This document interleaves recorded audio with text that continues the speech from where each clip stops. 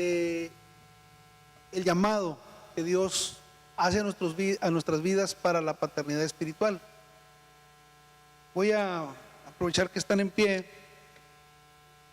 para que podamos leer en la palabra del Señor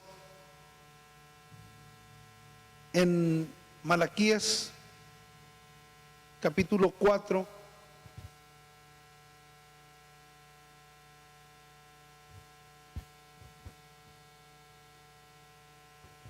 Malaquías capítulo 4,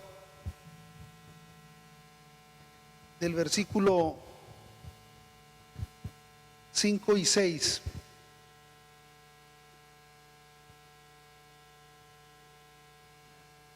Voy a leer como viene aquí en el material.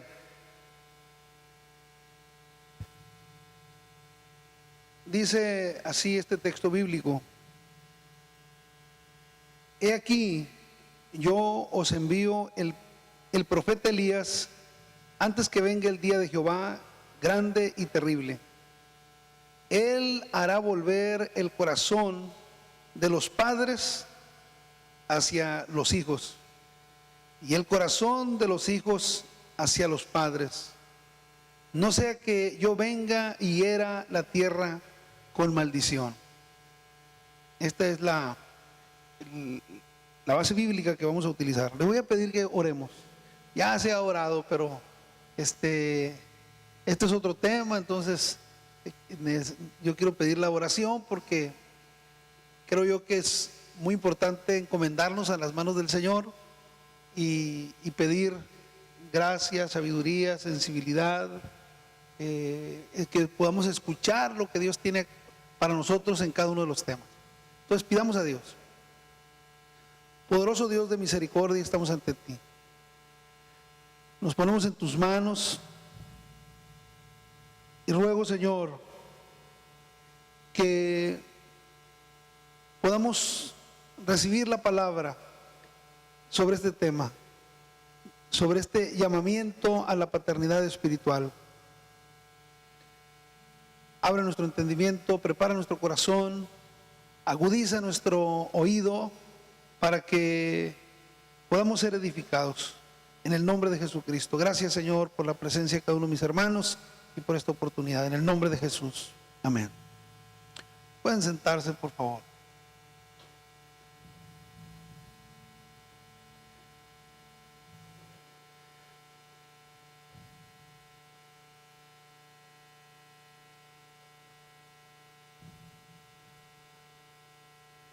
Vamos a entender el llamamiento a una paternidad espiritual. Y para ello vamos a mirar algunos personajes bíblicos. En estos personajes bíblicos se pueden tomar esos principios que tienen que ver con el llamamiento y con ejercer la paternidad espiritual.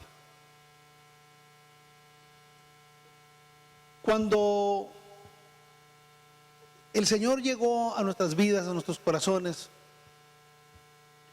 lo hizo a través de alguien que Dios utilizó. Da de gracia, dice la Escritura, lo que de gracia recibiste.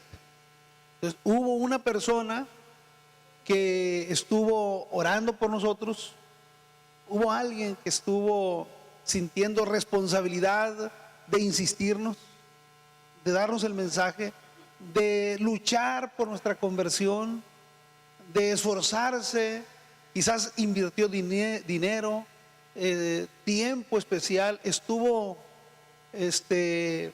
frecuentemente atendiéndonos. En algunos casos nos dio su amistad, nos abrió la puerta de su casa, quizás se privó de algunas cosas para buscar nuestra conversión. Aún aquellos que pudiéramos decir, conmigo nadie trabajó, yo solito llegué, yo me convertí solo. Aún con ellos, que puedo decir que muchas veces somos algunos de los que oímos el Evangelio dentro de nuestra familia, y pensamos como que se dio por inercia y que nadie en lo particular trabajó con nosotros. Pero aún nosotros, los que pudiéramos ver sido alcanzados en una familia en Cristo, alguien de nuestra casa, algún familiar estuvo insistiendo ante el Señor, orando, ayunando, buscando nuestra conversión, que fuéramos tocados de parte de Dios. Ese sentir, esa responsabilidad, es algo que Dios pone en el corazón. Es el llamado de Dios. Alguien le llama a eso tener carga por alguien. Alguien le puede decir, es que yo siento, tengo el sentir de hablarle a tal persona, de trabajar con tal persona. Eso que se siente en el corazón, en el estado de ánimo, en el espíritu, eso es algo que viene de parte del Señor. Entonces el llamado de Dios es algo que Dios nos hace sentir y nos da una encomienda. Nos pone en una línea, nos da una tarea que realizar. Y sin esta función, sin que nosotros sintiéramos la invitación de Dios a realizar este trabajo, habría un eslabón muy importante que faltaría en la cadena de la salvación. Ese eslabón que está ahí es el eslabón del padre espiritual, del mentor, del discipulador, de aquel que da la guianza, que modela la fe, aquel que va a instruir. Entonces, por lo tanto, es sumamente vital esa función. El Evangelio siempre ha viajado a través de conductos naturales. Esos puentes naturales, esos conductos naturales son las relaciones familiares y de amistad por las que ha viajado el Evangelio. Más allá de la mercadotecnia, más allá de los medios de comunicación, más allá de la imprenta, de lo que es escrito, más allá de eso, el Evangelio ha viajado a través de las relaciones humanas, de las relaciones interpersonales, del testimonio familiar y de las amistades. Desde el principio, desde que se empieza a predicar, desde que el Señor empieza a comunicar, ¿cómo le hacía el Señor para convocar a aquellas grandes multitudes? El método que tenía el Señor para convocar a las grandes multitudes era el método de la fama. Dice, y la fama del Señor se extendía. Esa fama, ¿cómo viajaba esa fama? De boca en boca. Una persona le decía a otra, una persona le decía a otra y le daba el testimonio y le comunicaba. Entonces, de una manera interpersonal se extendía la fama de lo que Cristo estaba realizando y venían las gentes a recibir un beneficio porque la fama del Señor se extendía. Por lo tanto, el Evangelio ha viajado desde el principio a través de una persona hacia otra. Y lo podemos mirar en los primeros discípulos. Como Andrés invita a Pedro, ¿verdad? Y lo podemos mirar que es a través de alguien que dice, hemos encontrado al maestro. Y de esa forma, de manera familiar y de manera amistosa, se va dando el testimonio. Pero ¿qué influencia tiene entonces esa persona que es llamada a realizar una paternidad espiritual? ¿Por qué es tan vital y por qué es tan importante que nosotros lo comprendamos con mayor claridad y que lo practiquemos?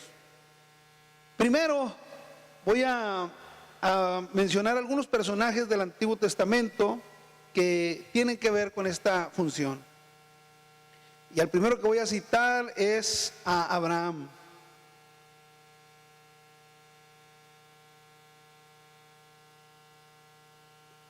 Abraham, el patriarca, va a iniciar el patriarcado y en él se van a desarrollar esos principios. Encontramos en el material que tenemos lo siguiente: la Escritura afirma que Dios le extendió un llamamiento a Abraham a salir de su tierra y parentela a la tierra que él le mostraría, y de que esta manera bendeciría de que de esta manera le bendeciría, y en él serían benditas todas las familias de la tierra. La exégesis paulina de este pasaje fue que el llamamiento de Abraham a hacer bendición a todas las naciones consistía en ejercer una paternidad espiritual de transmisión eficaz de la fe. En Gálatas, el apóstol San Pablo dice que nosotros tenemos la bendición de Abraham,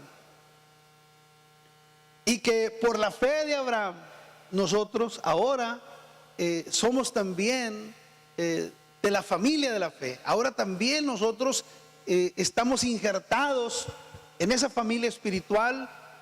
En cuanto a la sangre, no somos judíos, pero tenemos la simiente de la fe en nosotros y somos hijos también de Abraham.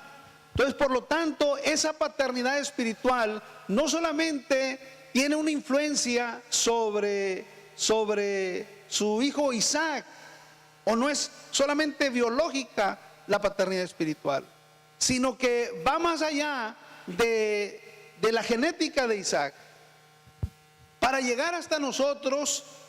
Y Abraham también es padre de la fe de nosotros, aunque no seamos judíos.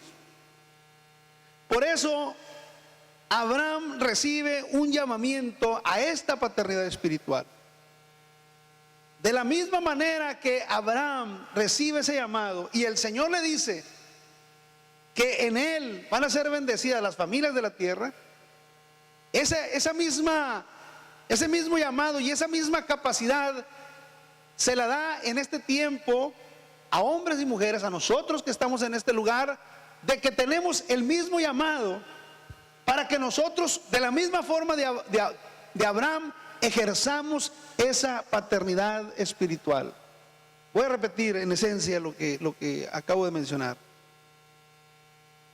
La paternidad de Abraham no es solamente biológica en Isaac y en los patriarcas que vienen después de Isaac, sino que llega hasta nosotros porque es padre también en la fe de nosotros como gentiles y como iglesia en Cristo. De esa misma forma, a nosotros también nos corresponde ejercer esa paternidad espiritual. Tenemos también ese llamamiento. Porque si el Señor le dijo a Abraham: en ti serán benditas todas las familias de la tierra, entonces llega a mi familia, llega a tu familia. Pero luego la cadena continúa. Las familias que tú puedas impactar. Cuando tú transmites el evangelio, no estás pensando solamente en el individuo, sino estás pensando en la familia que rodea a ese individuo. Y quizás todavía hay generaciones que no han nacido, que van a ser impactadas por tu paternidad espiritual. Entonces estamos hablando de un legado. Estamos hablando de algo que va más allá de una sencilla relación. Estamos hablando de algo que va más allá de la conversión de una persona que estamos mirando en este momento, sino que hay una influencia que va a avanzar a la siguiente y a la siguiente, y no sabemos hasta cuántas generaciones lo va a hacer. El llamado, por lo tanto, que tenemos con respecto a ese llamamiento de Abraham es un llamamiento sumamente poderoso en influencia.